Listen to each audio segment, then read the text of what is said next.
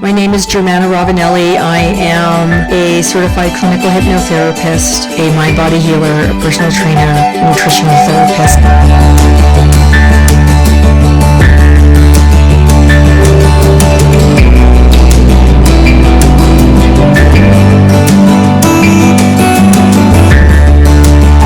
I was taught that health is harmonizing the body, the mind, and the spirit. Hello, thank you so much for opening up this video. My name is Germana Ravanelli. I come to you from Nanaimo, BC. I am doing a week's videos that are about pain, suffering, how to remove suffering, and how to also know if we're hurting and we don't notice until it gets really, really bad. My background is extensive. I've been in the fitness industry for over 40 years. I specialize in functional rehab for the back for people that have been injured, that have disc injury, and want to build a stable body without hurting themselves.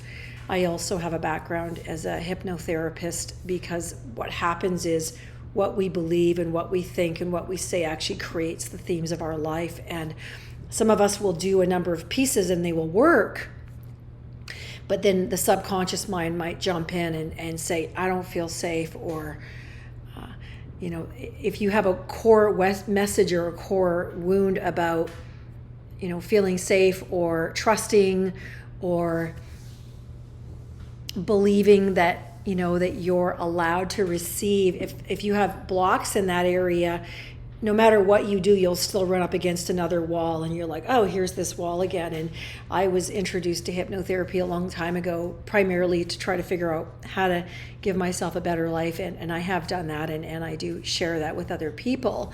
So today's video is about pain is inevitable, suffering is optional. And, pain is, we can stub our toe and have pain, or, we can have a pimple and have pain, or we can have a body part that hurts, or we can have emotional pain and spiritual pain and financial pain and communication pain. There's all these different areas of our life that we can have this experience. And pain is actually a friend. It is something that tells us that something needs to be addressed.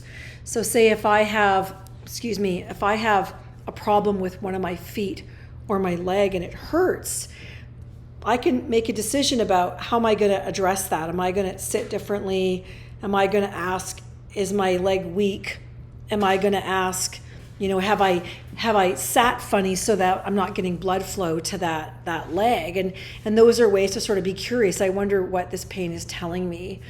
And then there's the other kind of pain. A lot of people have back issues. I have talked to a number of people in the last week or two that they're in chronic pain with their back, and I can't keep my mouth shut. It's bad, but I'm like, have you considered, doing some functional rehab for that? And usually they're seeing a physio, and sometimes that's helping and sometimes it's not. But what people don't understand about back pain is how you carry yourself when you're walking, talking, things like that determine how you load your spine. And the day that we live in now, everyone's sitting, leaning forward, which could actually crush your back or your discs, and so that you could do all the rehab exercises in the world, but if you're not using them as you're walking, as you're picking up things, shopping, cooking, bathroom, putting your shoes on, putting your underwear on, putting your socks on, if you're not applying correct strategies in those areas, then your pain will not go away. Here's an example. A lot of people, when they're sitting, their hips, if you have chronic back pain, pay attention. Their hips need to be quite a bit higher than their knees when they're sitting. And so I'm sitting on a couch. If I take this big bolster and I put that on the couch, all of a sudden I'm quite a bit taller and my hips are about 4 inches higher than my knees. So if my pain is actually coming from a disc in my back, which is very common, this will be one way to take the pressure off. And even when a client has a back issue, I'll tell them, lift your car seat up a few extra inches if you can and see if that helps. Anytime you have something called flexion where your knee is high, that can actually really irritate an already upset back. And we have a society where we're so sedentary and we're sitting so much that the body actually becomes disfigured. It's called creep. And then this becomes the new normal. And then for someone like me, I've got to train the back muscles to get the person back up vertical, train their abdominals without doing a lot of crunches, but train it so it's super stiff and tight so it can move properly, so they're not collapsing to do things. You will see a video this week all about 3 really high functional exercises for people that have what's called a TFB, a totally effed up back. And that term was given to me by a doctor named Dr. Stuart McGill. And the exercises that I provide in that video are specifically for people that suffer with a back issue. And if you're gardening a lot, you can only tolerate so much. Leaning forward, only so much. And so it's balancing out the stress loads on the body. So this part of the body is open and the other part of the body, like a Venetian blind, is tighter so the person can carry themselves vertical. That's one of the other types of pain, physical pain. And then there's emotional pain, and everyone will have that. All of us will.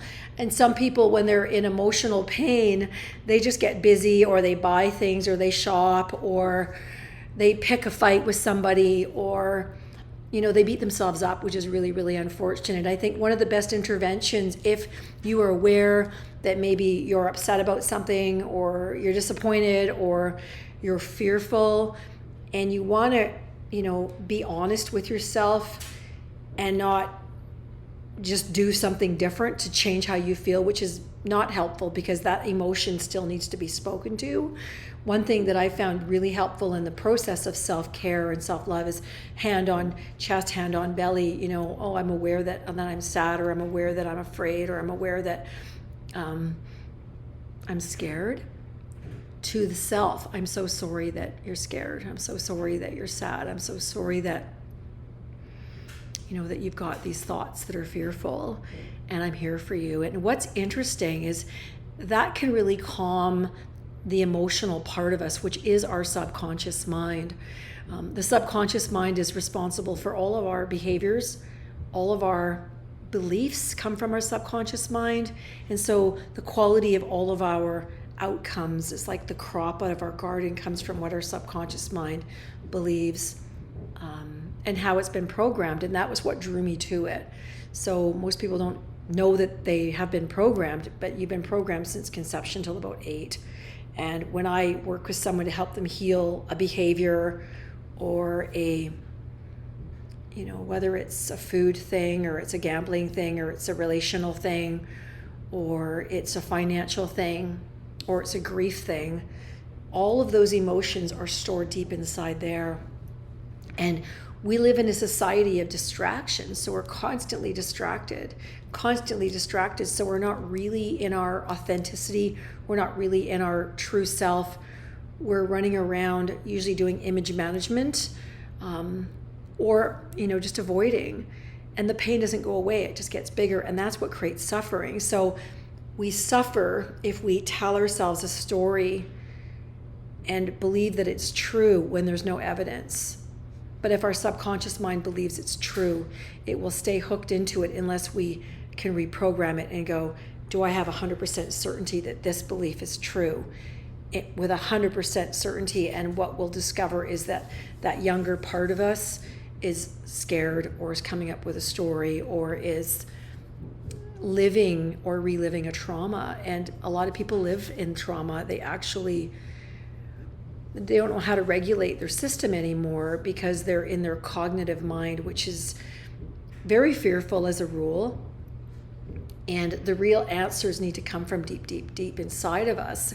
And when you go deeper than that, then you can also discover that behind that is a deep, deep well of intelligence, love, energy, and magic. I always believe that we're very magical. If we can get out of our programming, then behind there's a wealth of joy. And the other kinds of suffering and pain, they can be relationship problems. It always comes down to our relationship with ourselves first, and then learning to speak up. And that's probably the hardest part for most people. They don't speak up, and then they get really upset. Financial pain. We live in a time in the world where we're so distracted, and we're spending a lot of money, And the cost of living is probably more than doubled in the last few years, but I don't know many people whose income has doubled. So then that creates a whole other kind of an internal monster. And so telling yourself the truth, do I need this? Is this good for me? Does this really bring me joy? Or am I trying to just feel that dopamine hit? Boom, I bought something, I feel better. And that's an easy one to do, especially with, all of the different online options.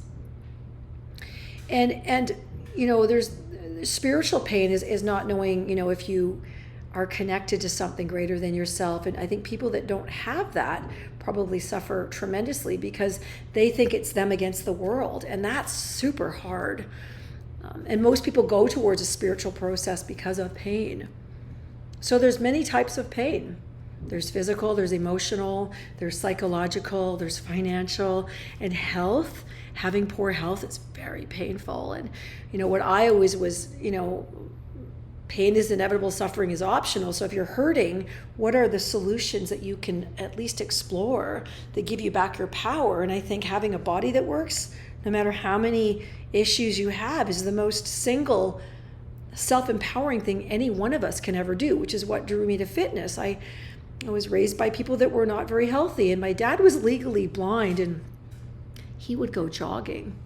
He was the happy one out of my parents. He was also not kind, but he went jogging because he got that dopamine hit from jogging, and I remembered that. And, of course, I got into fitness when I was very young, and I did it primarily because I wanted to feel better. Nobody could steal that hour from me. That was my hour. And afterwards, a fair amount of the anxiety and distress and cognitive, overthinking disappeared, and I would sleep better. So remember, if there's something going on, be curious. Like, number one, is the story that you're making up, can you prove with 100% confirmation, validation that it's true? And most of us cannot. It's a painful story. And if we keep telling ourselves that story, now we're suffering. And then, I think there's many different kinds of pain. There's lonely pain. A lot of us are online all the time. We don't actually talk to each other anymore. And there's ways that you can fill up those buckets. When your subconscious mind knows you filled up the bucket, you feel amazing. When your subconscious mind is in pain or wounded or there's pain, you're actually telling yourself a painful story that creates suffering. So if there's a problem, you go, what are 3 solutions that I'm willing to explore? And then you see how they work. And that's what brought me to what I do as a helper, as a trainer, as a inspirational person, I'm hoping. And so I'm going to ask that you, if there's something here for you, awesome. There'll be another video this week that you will see that is all about back rehab, because a lot of people, 80% of the society will not be able to work for a period of time because their back is blown out. And I unfortunately, have a spinal cord injury, and 3 of the discs in my neck are damaged so bad that the vertebra pushes into my spinal cord, and if I have too much pressure, I get neuropathy down this hand. It doesn't flare often, but when it does, I'm like, it's time to lie down, and I have 2 discs that are blown in my low back. The hardest part for me was when I was seeking help from the medical community. They just diagnosed me with hip bursitis, which I did not have, and I spent about $11,000 of my own money getting treatment for a problem that I did not have because I was misdiagnosed, because those people weren't taught to scan for disc issues. And there's flags for disc issues, like pins and needles down the leg, loss of muscle. If someone's taken a big hit or they have nerve pain, it is often in the spine that is now no longer sending electrical signals to the muscles or the organs that it's designed to feed. And then the person will have, walking issues, moving issues. We're usually not aware of what our body's doing. And then the pain says, hey, we have a problem. And so there is hope. There are solutions. I don't want anyone else to have the kind of suffering that I did, but most people do suffer because they think that, a massage will fix it. No, you've got to build up the muscle again. And you've got to have a practice of taking care of yourself. It's like wanting your teeth to be in good condition, but you don't floss them and brush them daily. It's not realistic. So I want to thank you for watching, and I hope that you found something here of value for you to use in your relationship to yourself and relationships to the 7 areas of life. We have physical, we have relational, we have emotional, we have mental, we have spiritual, we have financial, we have our career, and relationships. I think relationships is where most of us get most of our nourishment from, and yet, we need to be able to get our needs met in those relationships as well. And some people just go into caretaking, which is really, really tough. Thank you for your time.